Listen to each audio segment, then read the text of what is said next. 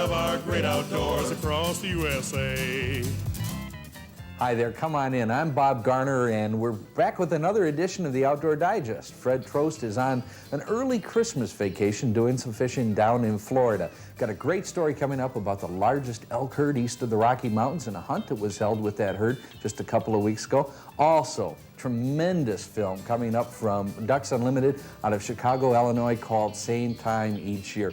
Beautiful piece of film. I'm sure you're really going to enjoy it. Great recipe coming up at the end of the show, so you stay tuned. I'm Bob Garner, and it's time for the Outdoor Digest.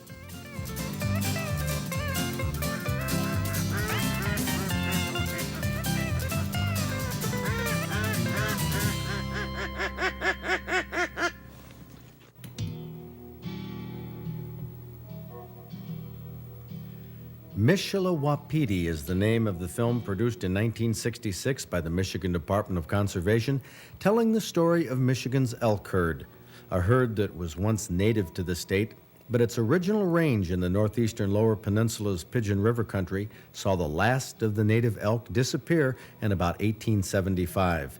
Several attempts to restock elk were made in the early 1900s, but all failed except the release of 2 bulls, 3 cows, and 2 calves in Sheboygan County in 1918.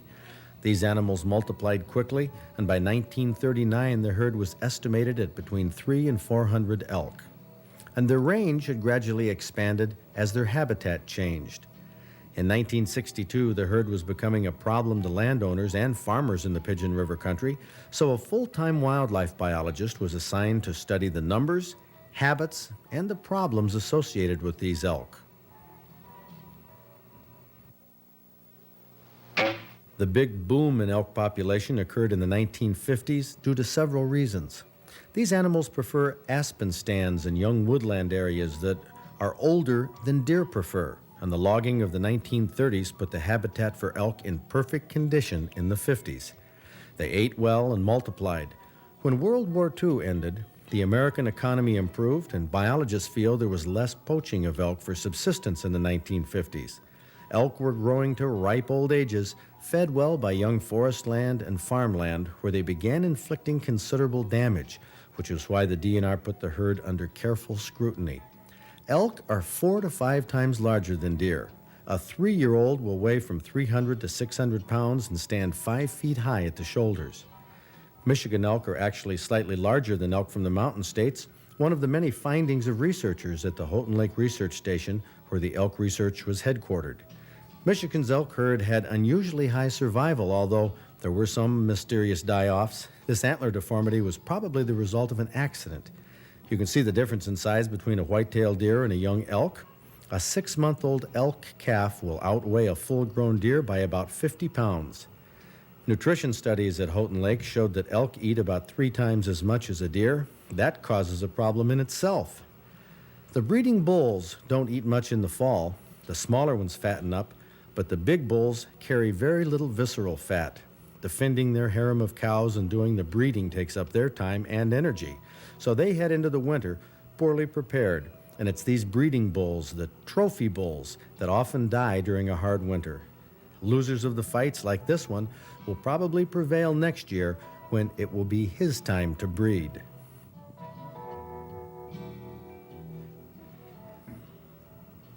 Elk racks are named by the numbers of points. A 4x4 has 4 antler tines on each beam. A 6x6 is referred to as a royal bull. A 7x7 is an imperial, and an 8x8 is a monarch. Their antlers are shed each year just like deer, and sometimes you can find them in the spring when you're walking through the woods. Oh, you've got to move quickly. Oh, there's one right there. Oops, I guess that wasn't an antler. Noted whitetail biologist John Ozaga was a part of the early elk research, which involved looking for calves in the spring. Reproduction seems to run about 50%. About half the cows have calves each year, and twins are rare. Single calves are the rule. Even without hunting, there are about half as many bull as cows in the herd, a phenomenon due to the physical rigors of breeding bulls in the fall.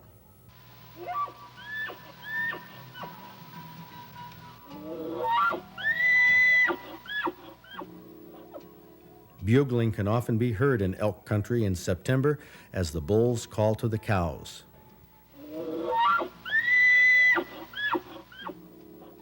While deer eat small twigs and shoots, elk go for the bigger stuff. They're taller, so they can reach higher.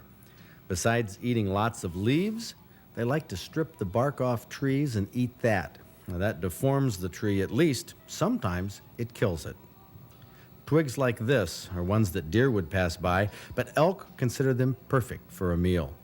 Elk are only a problem if there are too many of them in an area. The DNR had a bad experience with the census technique used for estimating animals in the hunts of the early 1960s.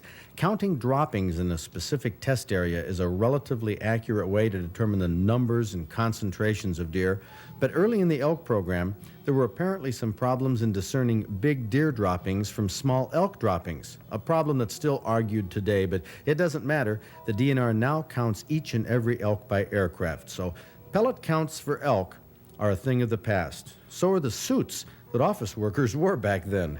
But the methods of picking hunters to trim the overpopulated elk herd remains basically the same. Hunters send in application forms. The successful hunters are drawn randomly. About 40,000 apply each year. Less than 200 are selected. Even though elk are hunted relatively little in Michigan, the elk, by nature, are wary. They're not as wary as white-tailed deer, but this is true for elk throughout North America, and caribou for that matter, but they are wary to hunt nonetheless. The success ratio for hunters is extremely high. In Michigan's December season that just closed, 109 permit holders hunted. One had a family emergency and couldn't use the permit. 103 filled their tags. 35 had a bull permit filled. 68 filled their antlerless permits.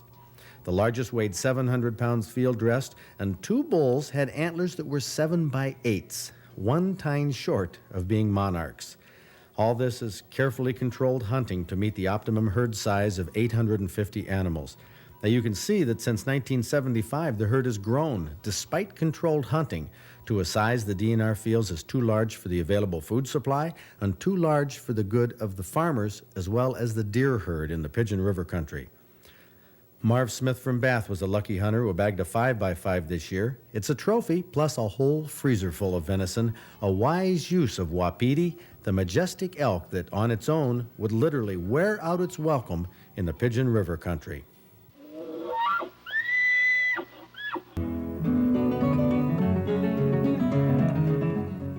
Panfish anglers prefer small hooks with long shanks. Why the long shank? A short-shanked hook can be hidden better in bait, but long-shanked hooks can help prevent sharp-toothed fish from cutting the line. With panfish, a long-shanked hook can be removed more easily than easily swallowed short-shanked hooks.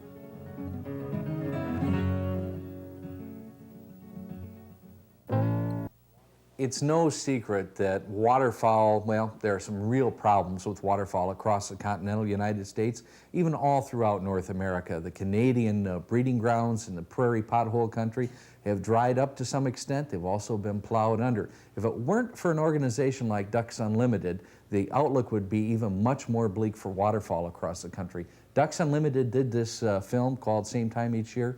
I think you'll see how important Ducks Unlimited role is in managing waterfowl in North America. You're going to enjoy this.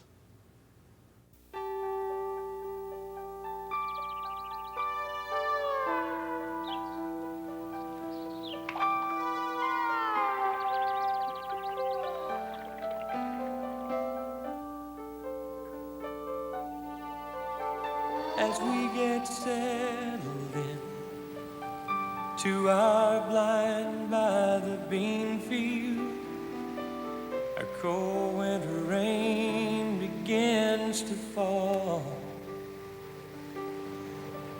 And as we're waiting for the day, in the stillness of the morning, comes that old familiar call.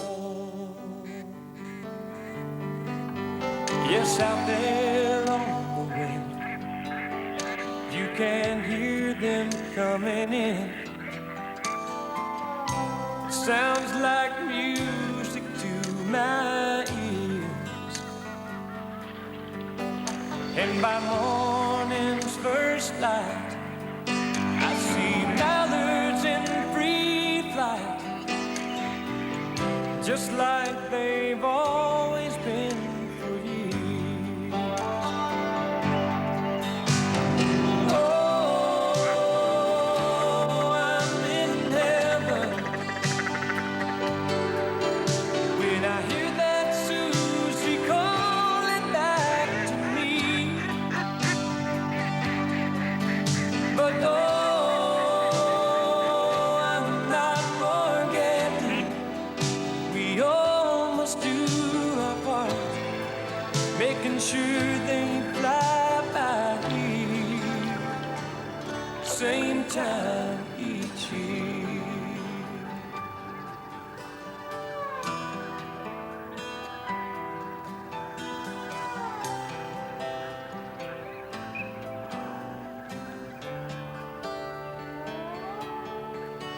With a steady northern breeze forming ripples on the water, we make our final call and take our stand. And while I watch them circling round, it looks like a ballet in midair. As they turn, spread their wings and start to land. Oh, I'm in heaven when I hear that Susie calling back to me. But oh, I'm not forgetting, we all must do our part, making sure they fly by here, same time each year.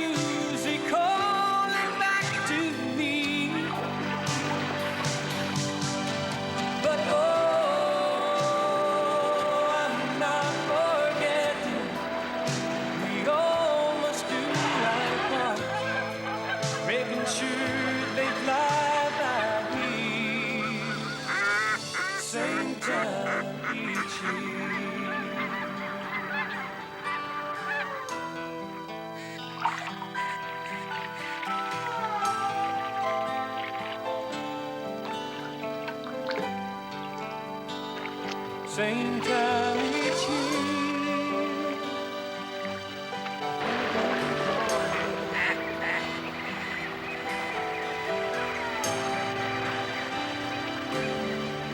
I'm in heaven, same time each year.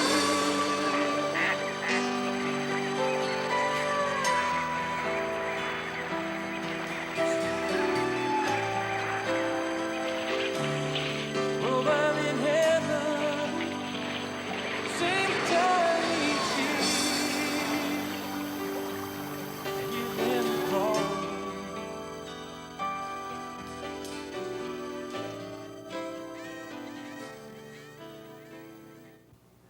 I really enjoy that tape, or the movie actually. I could watch it over and over again. Incidentally, that was Alabama who did the song, the lyrics for Same Time Each Year. Great piece of music, great piece of footage. Something you might want to remember too this holiday season, that Ducks Unlimited will accept some donations. They've done a lot for ducks and waterfowl all over North America. Maybe you could see your way clear just to donate a couple of dollars this holiday season.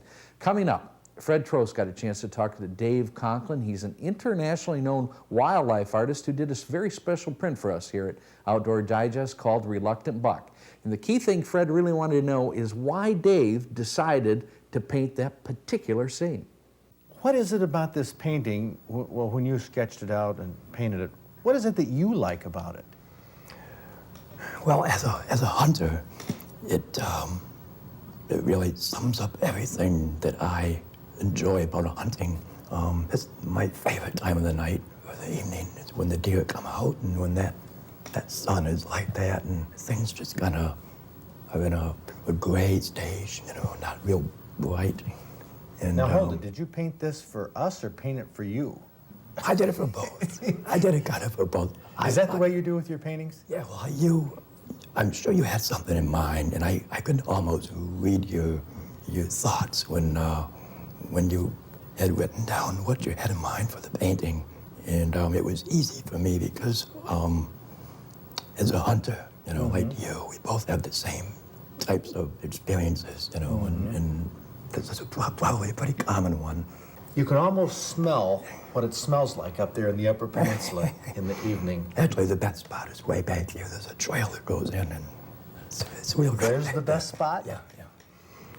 Have you ever painted that? I don't think I have, no.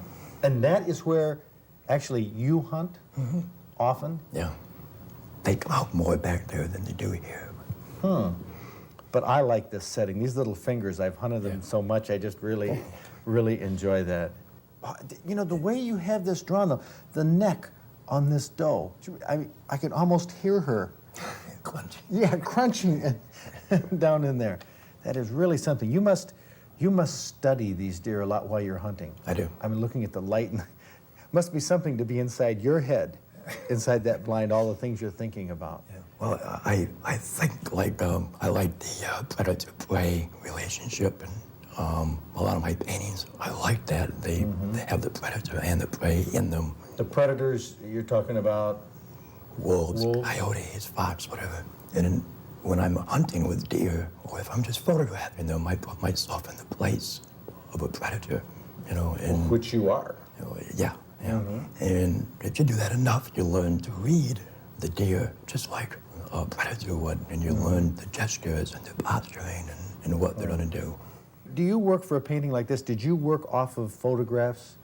Not this particular picture, no. You just This sat is down and... entirely, yeah. I sat down at an easel at my kitchen table and I just drew up the sketch, and it was real easy because I had something in my head pretty clear, and it just kind of flowed out, and it was pretty easy.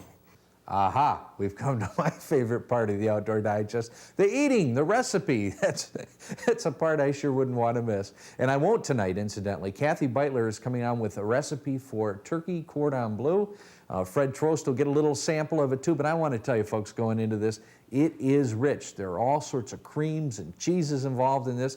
You're not going to be able to sit down, well, I would be able to sit down and eat a bunch of it, but most people can't. Kathy Beitler will explain the ingredients. Brett St. Pierre sent us a recipe for turkey cordon bleu that was a runner-up last year in our cooking contest. And anytime we do one of these roll-up recipes, it always goes over very, very good. You're going to flatten your turkey breast, and you could use rabbit or grouse or goose or anything else here. Going to layer that with a piece of boiled ham and then a piece of Swiss cheese. If you wanted to use American cheese here, it would go very good. Then you're going to secure these with toothpicks because you don't want your cheese and ham and everything else to kind of ooze out the end while it's frying. Going to roll it very thoroughly in water and then dip it in flour just to make a coating because you're going to fry those first. And then you just want to fry them just to the point of where they're golden brown because it will continue cooking in the oven. And once they're that golden brown color, you're going to place them in a baking dish, and then you're going to make a rich sauce to put over the top of these. And the sauce is your Velveeta cheese and cream cheese and sour cream. You want to cook that in a double boiler because your cheeses will stick because there's no other liquid in this. And there's no other spices in this either. And you really don't need it with the rich sauce. And then just put the sauce over the top, and it doesn't go back in the oven at this point. It's a very festive recipe for this time of year, and you could reheat this very well in the microwave or just serve them cold. I wonder what Bob Garner would add to this. All you'd have to do is maybe add just a little parsley to the top of it, and it'd be all the same festive holiday There you colors. go. There's your parsley. Right on the That's top. Beautiful. Okay. Now, isn't that's holiday? It is. It is. But I tell you, the taste of this. Oh, it is very good. Now, he would be raving about it if it didn't have Swiss cheese, because Swiss cheese is one of his on his hit list of Yes. less favorite. Raven, what do you want me to do? You want me to clap my hands, get up, do a jig on the table? I will, because I tell you what, It this is. recipe. It's a good recipe. It is. And just because it wasn't made with wild turkey, you know, wild turkey tastes so good baked and, you know, in the traditional way. If you cheat and use tame turkey, oh man, You can't go wrong. It's perfect. Happy holidays, eh? perfect. It is. Finally, he admitted it. Well, that wraps up another edition of the Outdoor Digest. I hope you had fun watching the news about the largest elk herd east of the Rocky Mountains. And I'll tell you what, too, remember Ducks Unlimited this holiday season. Coming up next week, well, we'll still be in the holiday spirit. We have a look back at what a year 1989 was.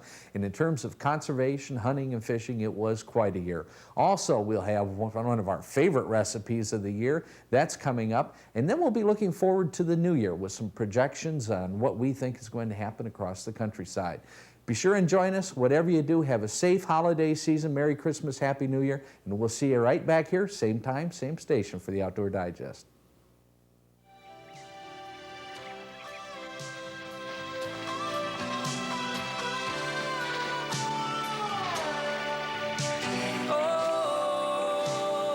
I'm in heaven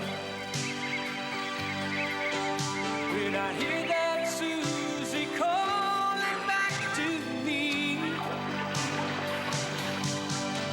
But I'm not forgetting. We all must do our part, making sure they fly by me. Same time each year.